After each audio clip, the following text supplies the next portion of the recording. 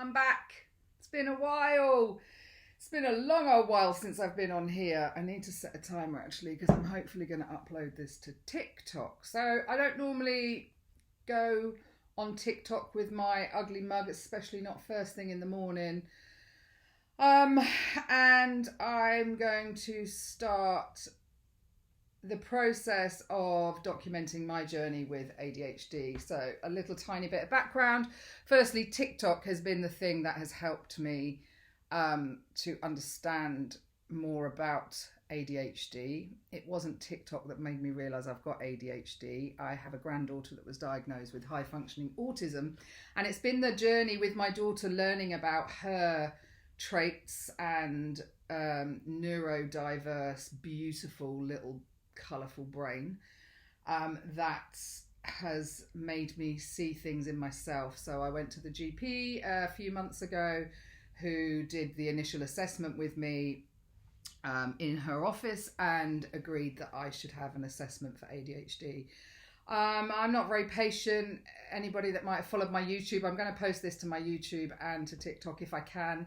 And I went private. So I didn't go through Psychiatry UK. I went down the route of Simplicity UK, which is a Harley Street based psychiatrist. So very quick, very thorough, had my diagnosis and have been prescribed Elvance 30 milligram, which I started to take this morning. And I figured I always enjoyed documenting my journey with weight loss 2017 because I had a gastric bypass. And it's a good way to look back and reflect on your journey yourself, let alone maybe help other people in the process. So what can I say? Tiny bit about me if you don't know anything. I left school I was one of 7 children. I left school at 16, never took any exams, didn't know why. I had a baby just after my 18th birthday. My daughter was born, and then I had a son aged 21. I was a single parent by then, living in a council accommodation and bumbling through life, I guess. Never really academically being able to focus but again, I've just somehow coasted for 50 years. I met my husband in the year 2000, he encouraged me loads. He was very good with me and encouraged me to go back to school. I got my equivalent of A levels and I got into university at a degree level. With him by my side, I was able to do that because he was able to have the executive function that I didn't have and kind of coached me through my essays, and he would have made a fabulous midwife. Anyway, story of my life, I quit midwifery. I never carried that on. Never really knew why. I just thought it was me. I'm a quitter. I quit before I fail. That's how I've always felt.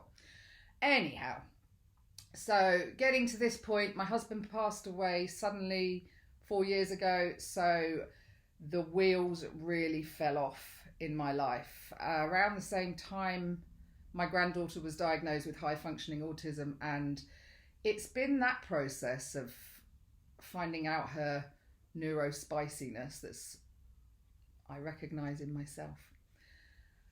So I have so that's what's brought me to where I am today. It is my husband's anniversary today, and believe it or not, it's going to be the first day that I don't drink alcohol. I've taken my Elvance. I feel positive. I feel quite buzzy, but I think that's the Elvance. I feel ready. I feel ready to start to accept who I am.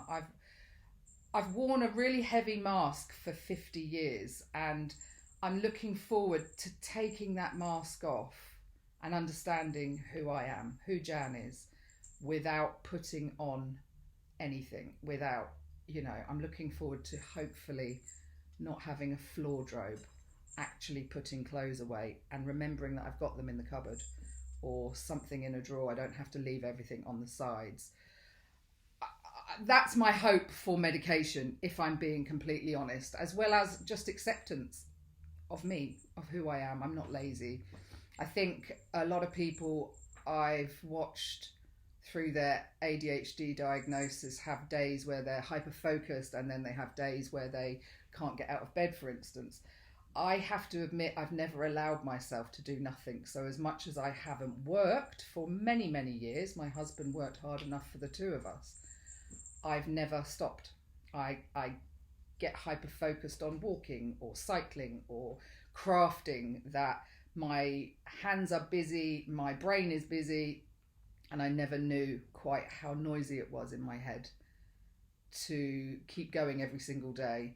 And then you get to the afternoon, and I also, it's been such an eye opener to realize that by the afternoon my dopamine levels have hit rock bottom, so I hit the bottle. And I'm looking forward to hopefully not needing to do that, and to have a clearer head, and yeah, live life a little bit more as me. That's what I'm hoping. You know, people are shocked when I tell them that I've been diagnosed with ADHD, and a little bit of me, I feel a bit sad for me, really, that I've masked it that well. I really have. Everyone thinks because I'm confident, I'm outgoing, I'm chatty, I'm this, I'm that. But it doesn't stop the fact that whatever's gone on in my head for the last 50 years, or how my brain has worked, I've always felt weird. I've always felt very different. And I've embraced that, though, to a certain extent. I will always say, well, I own that shit. And I do own my differences, but I didn't know what they were. I didn't know what it meant. And so to actually have this now, and I'm going to start to learn more about how to cope on a day-to-day basis rather than running from myself, which I do every single day. I really want to, learn how to manage my life, how to cope better, and how to get dopamine hits in different ways other than excessive drinking, excessive walking, you know, those kind of things. So my house is a mess. I don't put anything away. I just, my washing's all clean. I'm a bit obsessed with washing, drying, and then it all goes upstairs. So, you know, watching TikTok for me has been, oh, it's not just me then.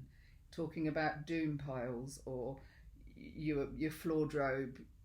You know, it's been enlightening to know I'm not alone, and that this is a condition. It's not just a lazy cow syndrome where I just can't, or I can't be bothered. I am bothered. I look at the piles of mess. I hate them, but I can't physically do anything about it to sort them.